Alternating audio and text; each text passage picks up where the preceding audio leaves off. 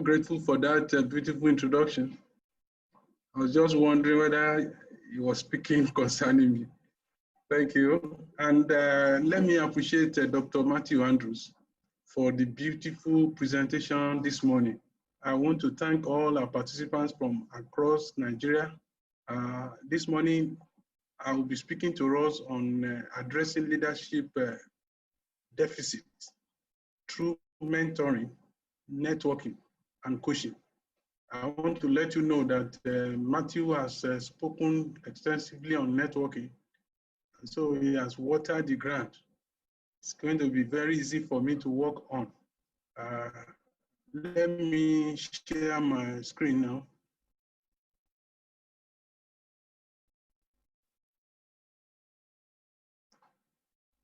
So,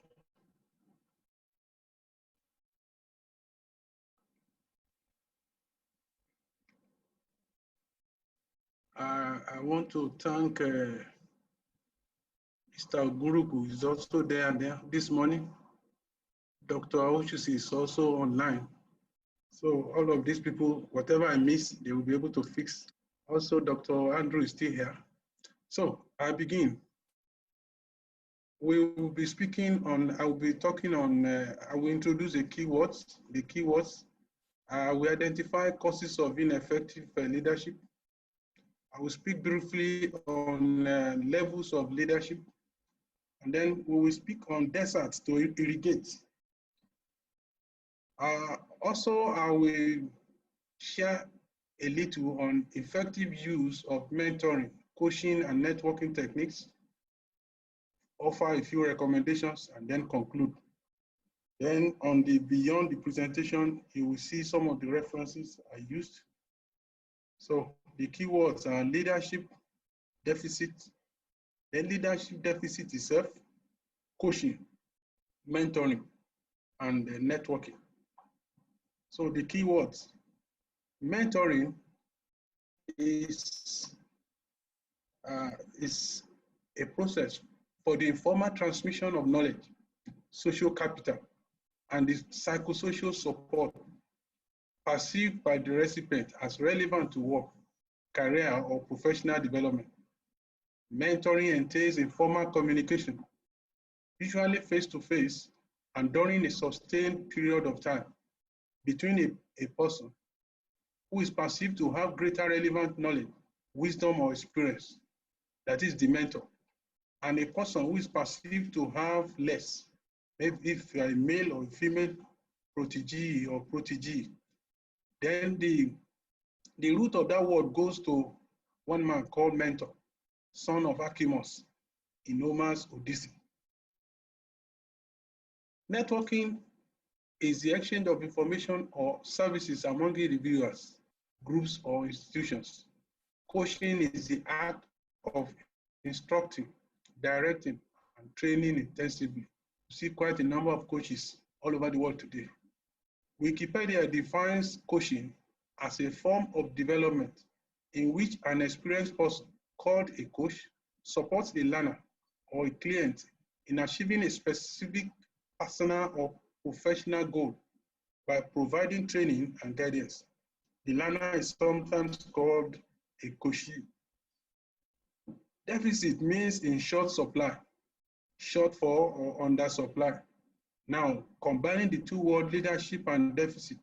Leadership deficit, on the other hand, is not lack of leaders, but lack of effective leadership. This takes place when accountability is low or near zero, where abuse of power is rampant, where there are no clear goals, where the priorities are not set or unclear, when trust is lacking.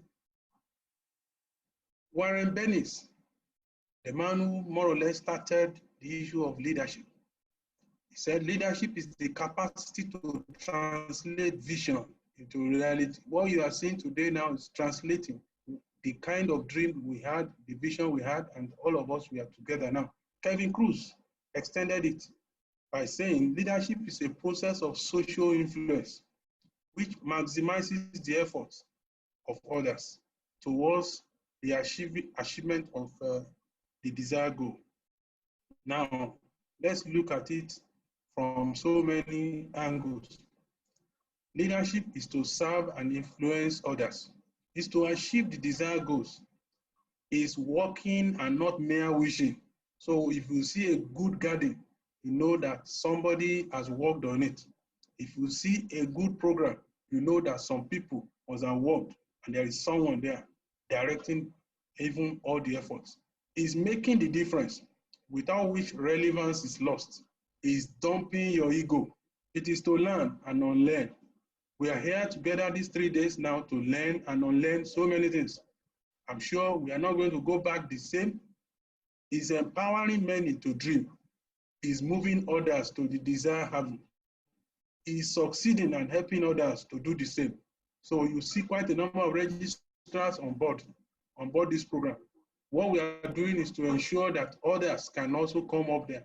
And people like Mr. Guruku, Dr. Awojusi, and even Matthew, everyone is working together to ensure that, the flame is still burning. Now, above all, leadership is about vision. You have to have vision. Energizing people is about communication. There's a poll there, you see vision 33%, energizing people 31%, communication 21%, competence 8%, charisma. So you have to have a balanced one. All of these things should be in place. Now leaders must be close enough to relate to others, but far enough ahead to motivate them. Now, as a person, I think what I have learned and what I keep doing, there is people working with me, it's not possible for them to be away for 2 days without my knowing. Even without taking permission, I know how to get my information now. So leaders must be close enough. You must be close enough to relate to others. So I have built some platforms to reach out to administrators, to reach out to my secretaries, even as low as clerical officers. I have all of them on my phone. I can reach anyone by passing, sometimes if I need to get to the root of whatever, I can do so without any stress. I am not using that to breach the single line of command, but to ensure that I'm close enough to every member of my team.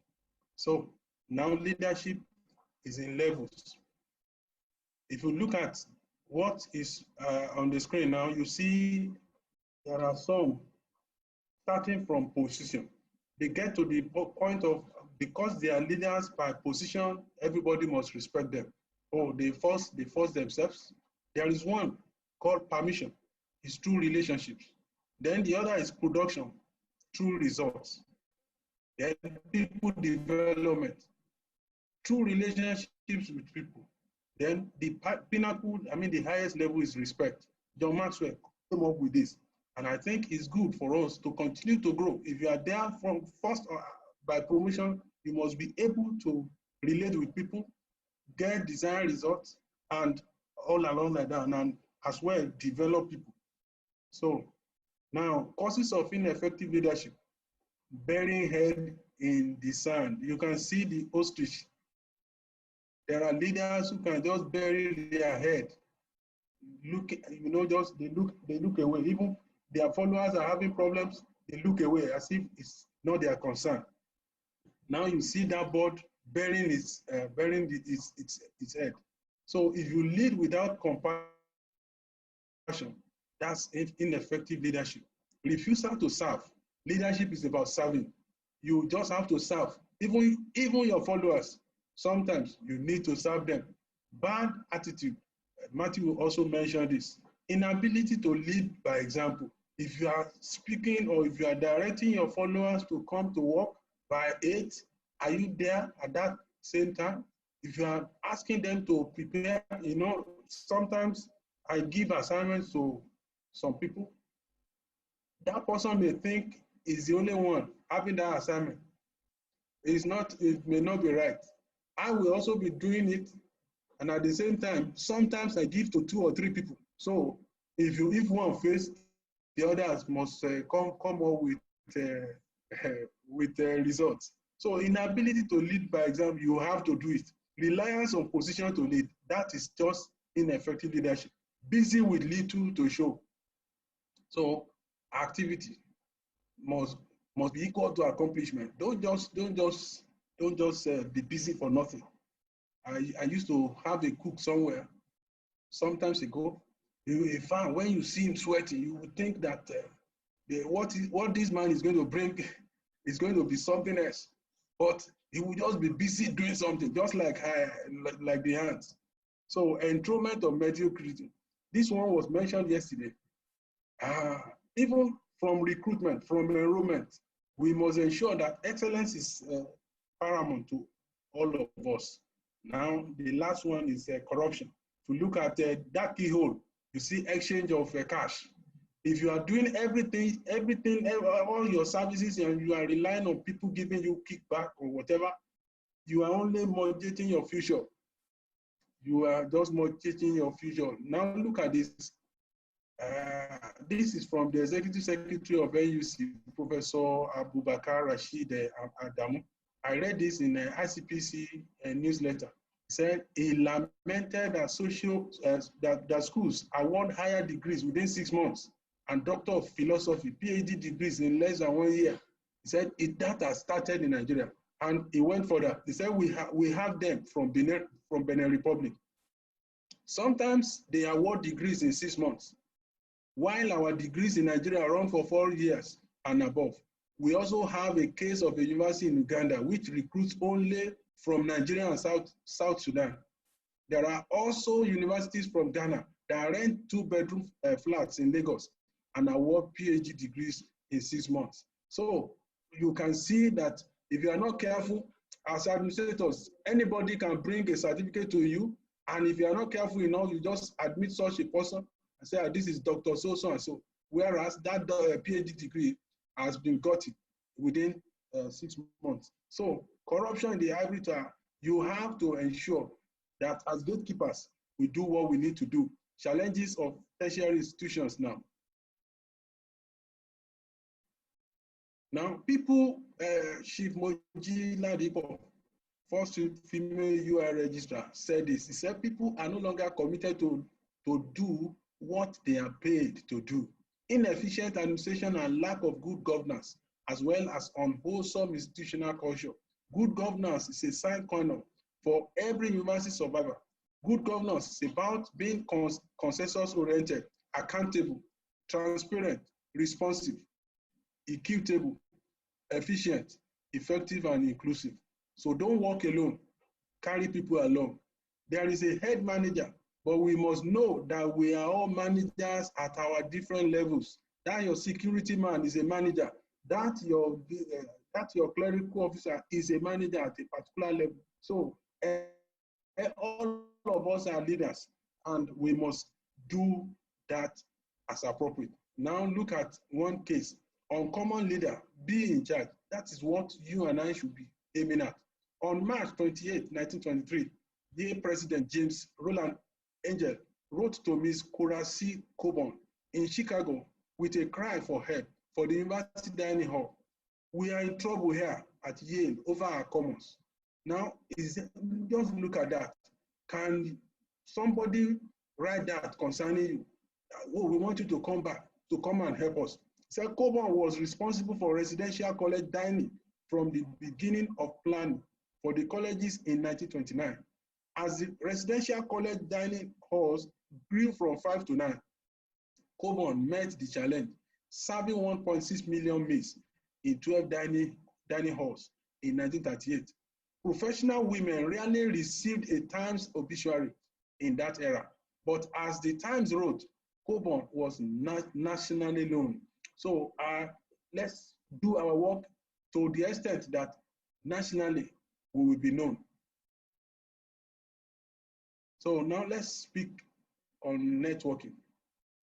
Just to continue from where Matthew stopped. Investopedia.com defines networking as the exchange of information and ideas among people with a common profession or special interest, usually in an informal social setting.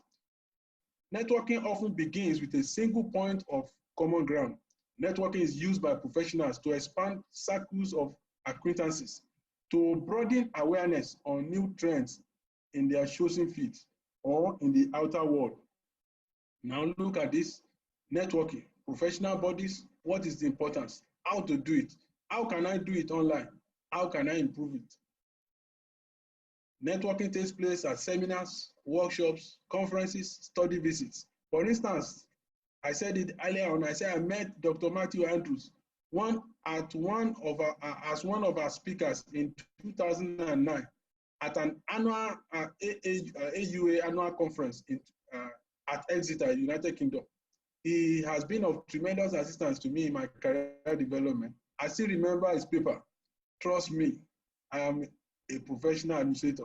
That was the paper I presented to welcome all the international delegates then. So he invited me thereafter to a study visit to University of Oxford, Oxford Brookes, University of Reading, and Abingdon and Whitney College. I cannot forget that 1 week study visit. I covered virtually everything, all of these things that we are doing since that 2009. I saw them in practice. Networking online, sites and professional bodies. Let's have a look at ANUPA.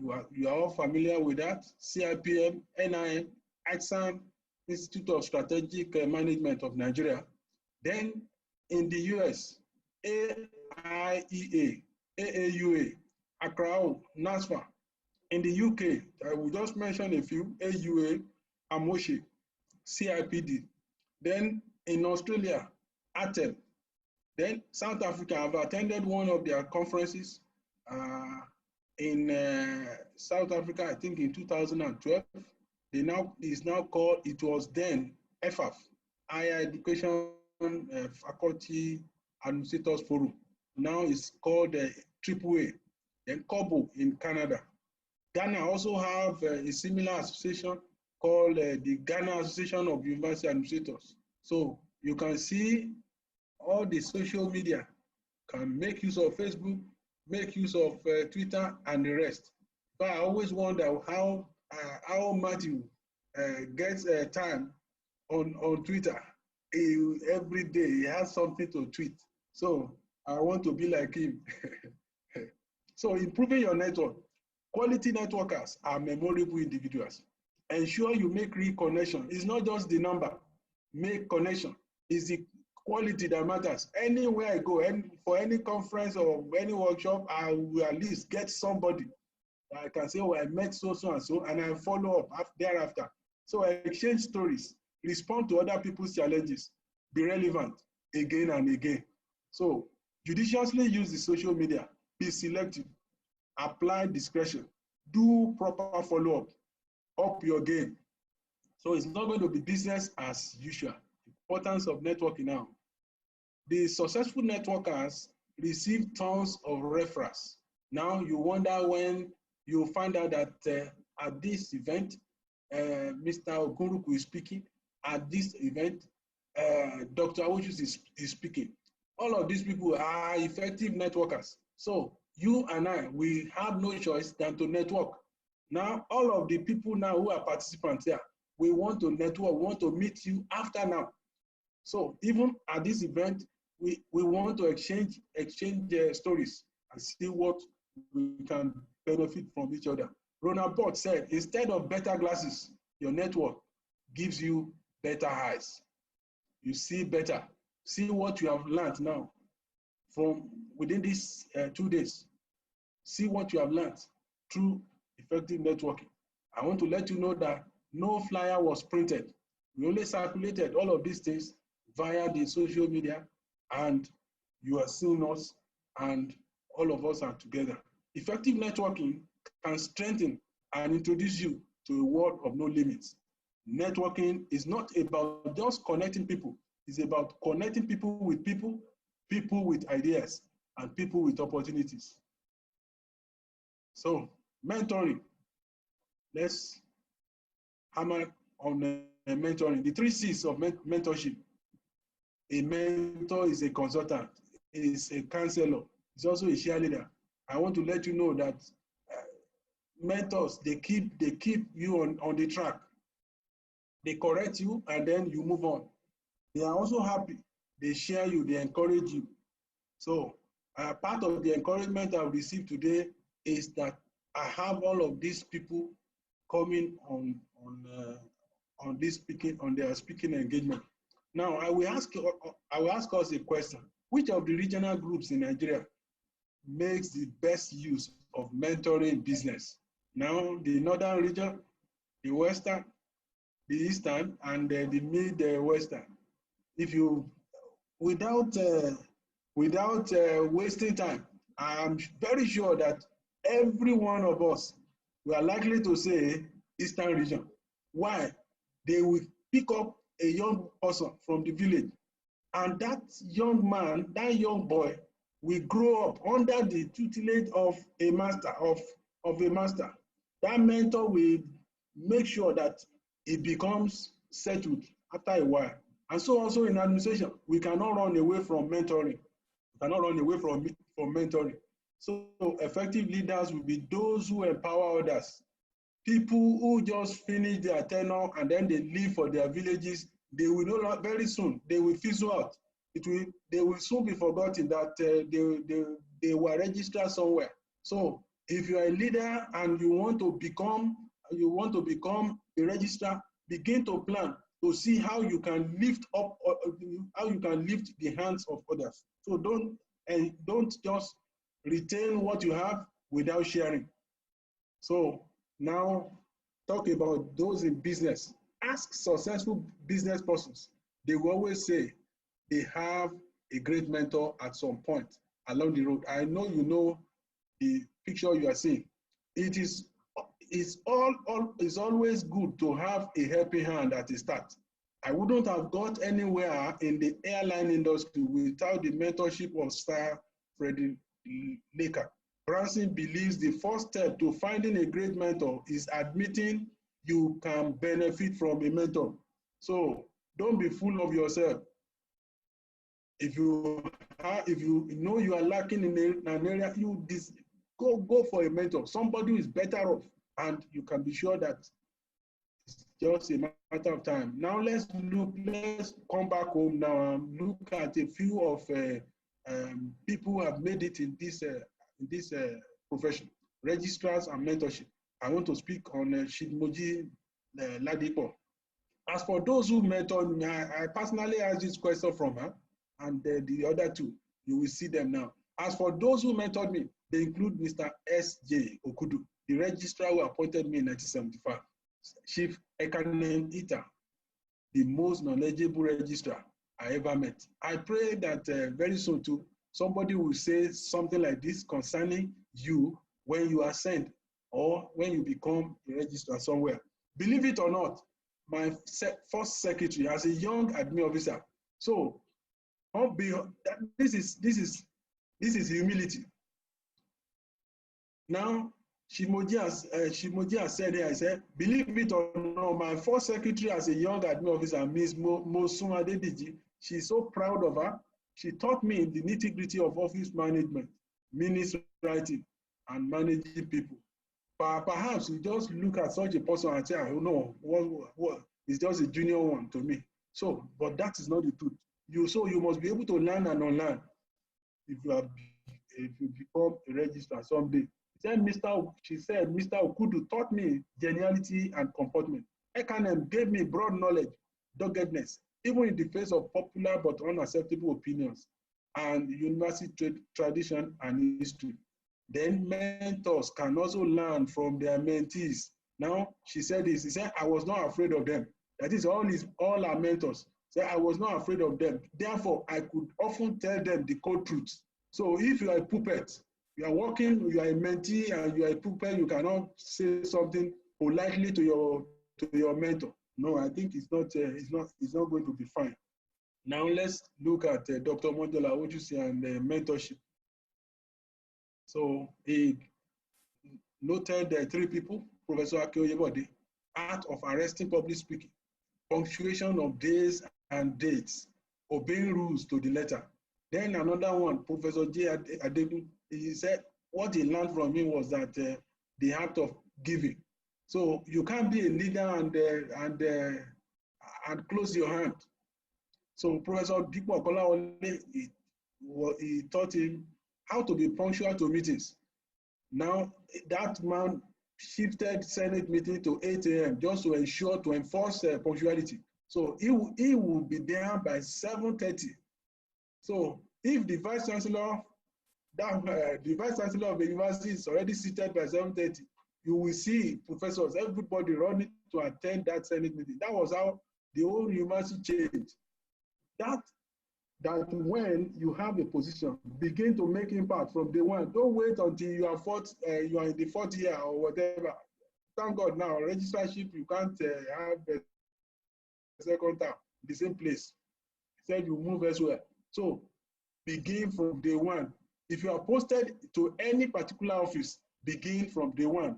Let every day count. Don't do things alone. Carry people along. Where we are working now, quite a number of people are assisting, doing one thing or the other. Now, if they want to do this alone, some days, I want to be sure that it's not going to be difficult for them. So then let's look at Mr. Yoguru and mentorship.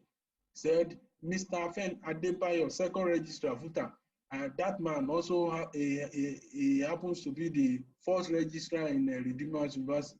So we want to thank you, sir. I know Mr. B. Adebayo, MNI, and he said he knew I would be a registrar and would always sign whatever I brought before him. And I would have done that, I would have done the necessaries to make the communication acceptable. Do you do this where you are posted? Do you do this? There are some of my officers say I've given them one name or the other because of the kind of output. There is one I call NTA, nothing to add. There is another I call CID, consider it done. So but you know, that's, so it's better for us to continue to make sure that wherever we are, we put our feet down. You occupy. It was a privilege standing on the shoulders of my mentors. Now let's look at my own example. I grew to know one man called Shifake Ojo. Is still alive, and I thank God for him. Former registrar, College of Education. He happens to be my big cousin. So I saw him. I was usually on holidays while I was in the university, and he affected my sight. He was very diligent, trustworthy, very punctual, integrity. In fact, everybody who spoke about him was speaking of his integrity. He never lived beyond his means. So he taught me all of these little things, and I picked them from him. Now, coming home now to Dr. Awojusi, I worked with him for about 6 years directly before he posted me to other places. He taught me comportment. And some of my staff, each time they see me and they are not properly dressed, they know what to do, they run away. So he also taught me how to be very generous, then to live ready. Enthusiasm, you never, in fact, anytime you frown before him, he will ask you questions, and you must provide answers why you are frowning. So ability to network with people, he taught me this, and he was never, anywhere he was ready and willing to send me. There was one day he sent me to Ministry of External Affairs in Abuja. I just opened the door for someone, for an ambassador. I said, after you, sir. The man, he looked at me, he said, who are you? I said, I'm so. He said, where are you from? I said, I'm from State University. That was there. And that was because of the way I related with that man, I became his friend. Later, he was posted to Japan, and assuming I wanted to go to Japan, then I would just have become his guest. From me, I never heard back the truth from him, even from my mentors. Dr. Awojusi again learned how to appreciate subordinates. He was so concerned then with result. And I said, okay, it's better for you to do what? To appreciate those who are working for you. And gradually he learned that from me. So it's a kind of, we rub on each other. So if you have a mentor, make sure you have something to offer. Now, key benefits from mentors. You have encouragement, you have empowerment, you are empowered to do more. You have deeper insights. There are some things you don't know, but they carry some of these things, mentors carry some of these things that you can benefit from. You also enhance your skills, you improve your networking, you meet with quite a number of people. It took me to quite a number, Dr. Aujus, it took me to a number of conferences he was invited to alone. And we would just go there and say, please sit down, make yourself comfortable, and I will also be judging. So it's better for us to keep learning and keep interacting with some of our mentors. So you improve your geniality, that is friendliness, through some of your relationship with mentors. Then you build confidence, and you also get some necessary feedback. Now, etiquette of mentoring, maybe you can read this up. There are some do's and don'ts of mentoring. Because of our time, make sure you respect your mentees, their time, respect. Be explicit about your norms for meetings. There are some don'ts. Don't assume your schedule always has priority. Make your mentee guess or learn on his own. Don't just automatically give advice or criticism. Let them come up with what they want. Don't assume your advice will be followed. This was mentioned yesterday. Don't just assume that, okay, you have given an advice. If you don't follow it, then. So now look at coaching and coaching and mentoring. International Coaching Coach Federation defines coaching as partnering with clients in a thought-provoking and creative process that inspires them to maximize their personal and professional potential. Coaching is unlocking a person's potential to maximize own performance. It is helping them to learn rather than teaching them. So you help them find out that the coaches will not enter the pitch with you. They will just teach you, go ahead and do what you need to do. Recommendations now for aspiring registrars in the new era. I know you know that this is a new system entirely. Aspiring registrars are to make 5 major shifts in this pandemic. You must think bigger, deeper, and faster. Be intentional in time and management of other resources. Learn to manage up, down, and sideways. I often say that leadership is like a cross. You have to manage up, you have to manage down, and you have to manage horizontally, sideways. Then invest massively in digital utilization. Yesterday, I was advertising for an organization. I was saying that these are not the days you have to rely entirely on your institutional data provision. There are times you will need to work even in late hours, or you work at home. You need your own access to internet. Reflect and recalibrate your qualities, your skills to sharpen, refine, or perfect. Strike a balance between what to be and what to do. Matthew also gave us a balanced life the other time. So you try and build on all of these statements. Hold self accountable. Conduct inner and outer circle assessment. You must know who you are. Then desert aspiring registrars must irrigate. I want you to, you know what a desert is in Sahara, whatever, and all of those things. Irrigate the following. If you want to be an effective registrar when you eventually become one, spiritual capacity. I want to tell you, there are challenges that if you don't have the spiritual capacity, you may not be able to take.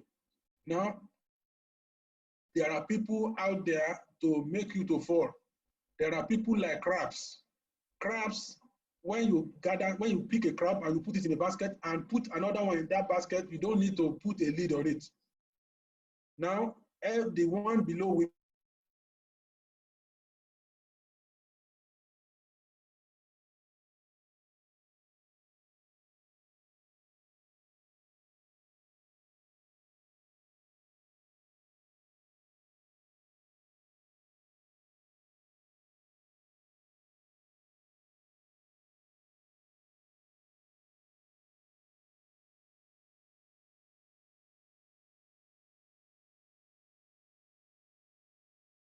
sorry for that.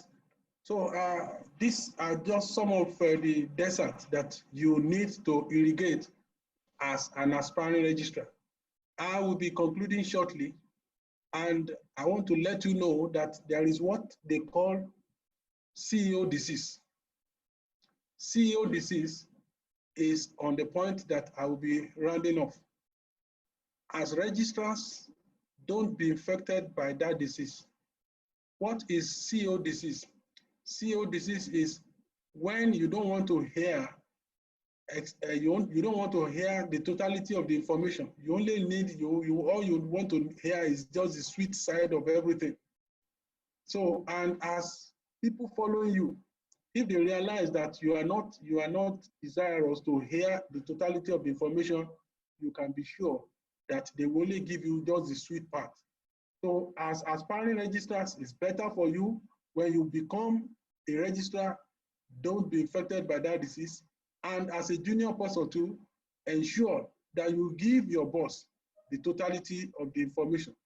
On this note, I think we have been able to speak to ourselves on what mentorship is all about, on what networking is all about, on what coaching is all about. And I want you not just to listen to all of these things, but to back it up with massive action. Massive action. That is what we change so that you don't go back to what we used to do before. So I want to thank you, love, to thank every one of you out there for listening to me. Thank you.